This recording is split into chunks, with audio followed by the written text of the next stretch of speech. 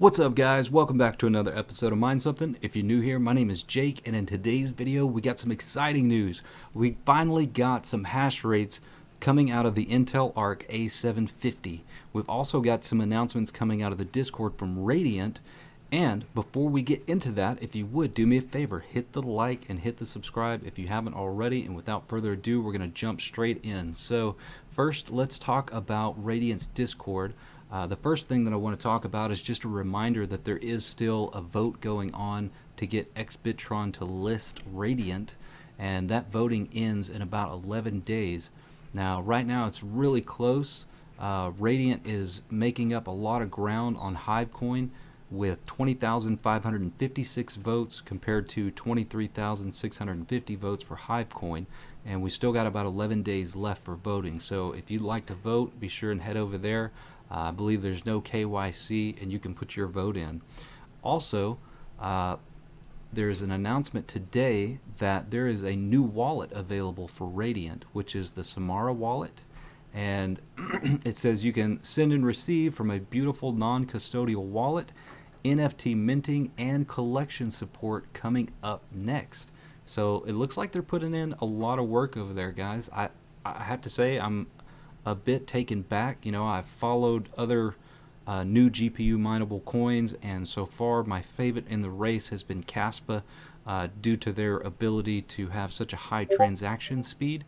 But considering all the work that's being done at Radiant, man, I'm glad to collect both of these coins while I can.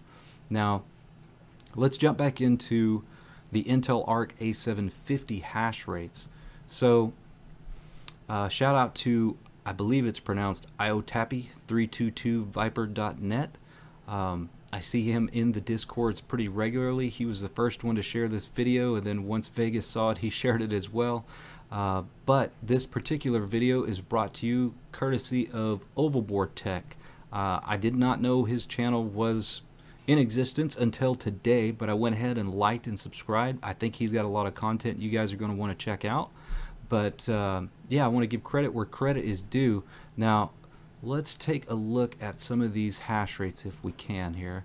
I don't want to play the whole video for you. Just head on over to his channel and check it out. But I think we're coming in at about 30.8 mega hash without adjusting the power limit. This was running at about 200 watts, which is considerably high. And unfortunately, there's not a whole lot of tools for overclocking an Intel graphics card just yet. I think he managed to find some tools to adjust some of these settings, and it looks like he was able to get the ETC hash rate to about 28 to 29 mega hash at 100 watts, which is very comparable to maybe a 3060, maybe a 3050, somewhere in the middle there. But you know, like I said, there's not a lot of tools. This does appear to be a little bit disappointing. I was hoping the A750 would come in a bit higher. ETC hash was the only algorithm that I think that he did a test on. But let's talk about the capabilities of the A750 and the A770. So the A770 is listed on Tech PowerUp to have 4,096 CUDA cores and a 256-bit bus, and of course this is a 16 gigabyte size of memory. But if you look at this chart here, it shows the A750 8 gig, what they refer to as XE cores at 28. And you know, judging by where they put this, it looks like you could just add a couple of zeros here to see where it would fall in line with some of the other GPUs. So not too much of a difference in clock speeds between the A750 and the A770, but our XE cores here are coming in just a little bit higher. So, you know, if you look at hash rates from a 3060 on ETC, then you're going to get roughly about 48 mega hash at about 110 watts roughly. And, you know, compared to 30 mega hash at 200 watts or 28.5 mega hash at 100 watts, yeah, I think the 3060 is probably going to be the better choice for mining. But again, you know, take this with a grain of salt. We don't know how it performs on other algorithms, and we haven't really had the right tools to get in and adjust the overclock. So maybe there's a little extra room there. Maybe we can get somewhere between 36 to 40 mega hash out of this thing at a lower TDP. It's hard to say, but when it comes to the A770, you know, it's so weird. They're listing this as 32 XE cores, and if you look at, again, Tech Power Up, they're calling it 4096 CUDA cores. So let me just read you this little sentence here.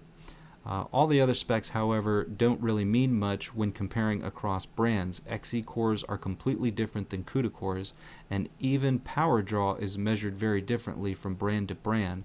So to see how performance actually goes, we simply have to put these cards through their paces in the real-world applications. And I agree, we're going to have to get our hands on these and really test them to give you the true and accurate numbers on all of these different algorithms. But so far from what I'm seeing, I gotta say, it doesn't seem super impressive just yet, but the jury's still out, so we'll just have to wait and see. And I'll try and get my hands on one of these cards if I can and share the results. Hopefully we can do that before anybody else does, but if someone else does, I will draw it to your attention and give them credit. So go over to Mr. Ovalbore Tech and give him a like and subscribe. And before you do, be sure and hit a like and subscribe on your way out here. Appreciate you guys watching the video. I'm out.